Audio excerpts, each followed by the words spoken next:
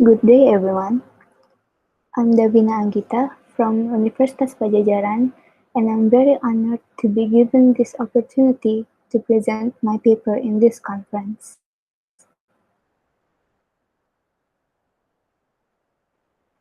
Before we begin, I would like to show you the contents of my presentation.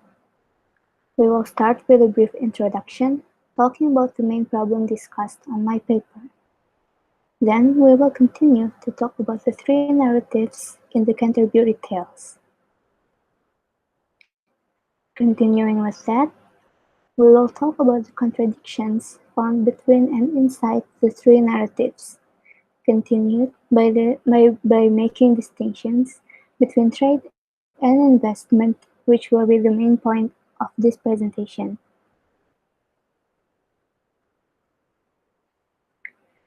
Now let's begin. So, the Wife of Bath's tale has long been considered a revolutionary narrative. This is caused by Allison's belief that women should have sovereignty over their husbands, instead of the other way around, which is considered unusual in that period of time. However, between and inside each of the narratives, there are contradictions, which suggest that Allison's revolutionary stance regarding women's position in society is actually ambiguous. The most notable contradiction will be located in the ending. I'm sorry. The most notable contradiction is located in the ending, which I will talk about mainly in the trade and investment slide.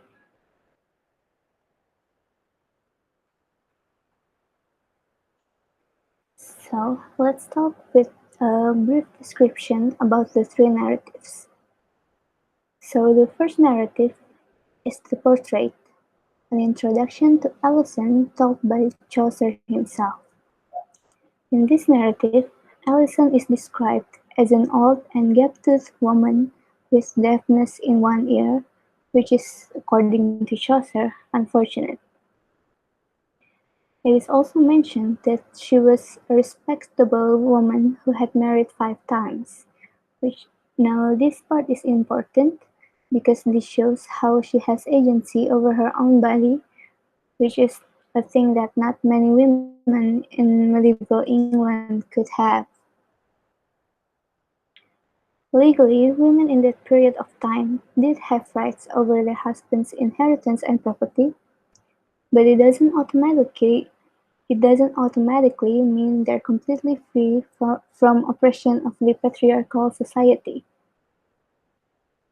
This is also influenced by the Catholic Church back then, according to Constantine. Now the second narrative is the prologue, which is Allison's speech about herself. This narrative is told using the first-person point of view, meaning that the description of Allison in this narrative is Allison's personal thoughts about herself, which also means that the prologue tells about Allison's own views and ideals. This narrative is also another proof of Allison's agency, since she could tell her own story by herself, referring to herself by the pronoun I, without having someone else speak for her. Because of this, Parsons considered Allison to be the most voluble and uncontainable speaker of Chaucer's. In the prologue, Allison talked of herself as a woman who had sovereignty over her husbands. This is one of the lines from the story. I have the power during all my life upon his proper body, and not he. Allison also stated that she could wed whenever she pleased. And I will quote again another of her line in the story. To wed a goddess half where it liketh me. Now this established the idea that Allison's ideal of a woman's role in marriage is to be the ruler, the one who should have power over her husband's proper body, instead of the other way around. The third narrative is the tale, the story of a knight and an old woman, which is also told by Allison, but in the form of a chronological story.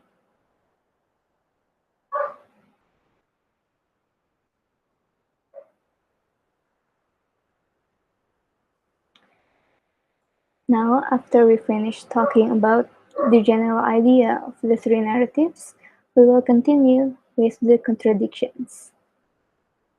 So, from the two narratives, it can be understood that Allison is depicted and depicted herself as a woman who broke boundaries. The way Allison described herself in the prologue showed how she's a religious woman. There are many lines and passages that show Allison praying to her God and especially thanking him because she believed it is because of his blessings that she could have 5 husbands. This religiousness of her contradicts her idea of having sovereignty over her husbands, as according to Constantine, it was believed by the Catholic Church of that time that the ideal wife should be submissive, silent, and must always obey her husband. Now we move on to the third narrative, the tale, which is the story of a knight and an old woman. At the first glance, this tale seems to be a manifestation of Allison's ideal. There are no indications that the old woman character in the tale is Allison. However, it's a possibility that Allison projected herself into the old woman as a way for her to tell about her ideal without being too explicit. This is because Allison made the wife in this story an old woman with unappealing facial features, just how Allison herself was described by Chaucer in the portrait. Using the tale, Allison told the story of the knight's journey of searching for the thing women desire the most. The correct answer that the knight was looking for in the story, sovereignty as well as mastery over men, reflects Allison's ideal of gender equality, which is told in the prologue. However, it is soon contradicted in the ending.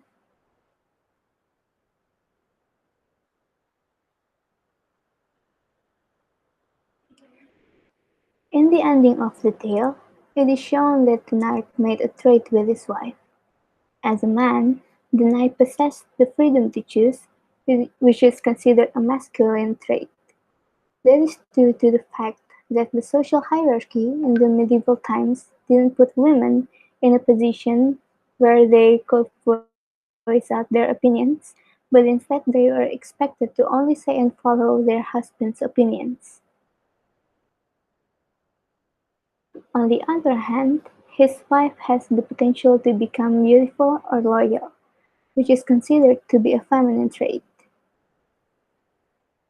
This is the reason behind it is because femininity, according to Mimi Shippers, is a trait forced onto women in order to serve man's interests, just how the wife was told to be beautiful because the knight didn't like her appearance as an old woman. These two traits, masculinity and femininity, were then traded for each other, resulting in the knight getting his wife's femininity, while the wife got his masculinity. However, it isn't a fair trade. It may not even be a trade at all, because the characteristic of this transaction is actually more similar to that of an investment. So, by definition, trade, to trade is to give one thing as an exchange for another. Meanwhile, investment means a transaction in which someone gives away something of his or hers with the expectation of getting a profit in the end. So the knight sold a little bit of his masculinity because he expected to get more masculine in the end. Um, So in this case, the something that the knight gave away is his masculinity, while the profit he expected and managed to get is his wife's femininity.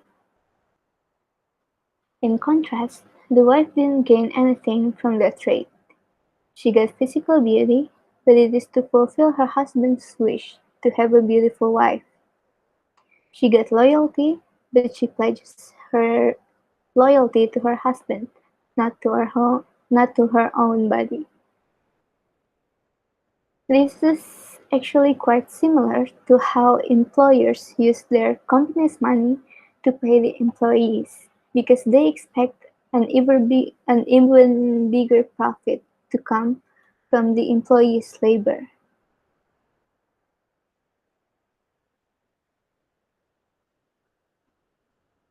So, from the illustrations above, it can be understood that Chaucer's Wife of Bath contains many contradictions in and between the three narratives, which result in further ambiguity regarding Alison's actual stance in gender roles and equality. Whether or not Alison's ideal of gender equality is properly represented in Wife of Bath's tale, as well as whether or not sovereignty and mastery over men is truly what Alison wanted in the first place. However, the ambiguity does not end only at Alison. In fact, Alison's ambiguity is ambiguous in itself. It may be caused by the Chaucer's view, as the author and narrator, who's a man, plays some roles in creating the ambiguity of Alison's stance as well, which is why Alison's views that are presented in the narratives may not entirely be the views of a woman. So that is all for me.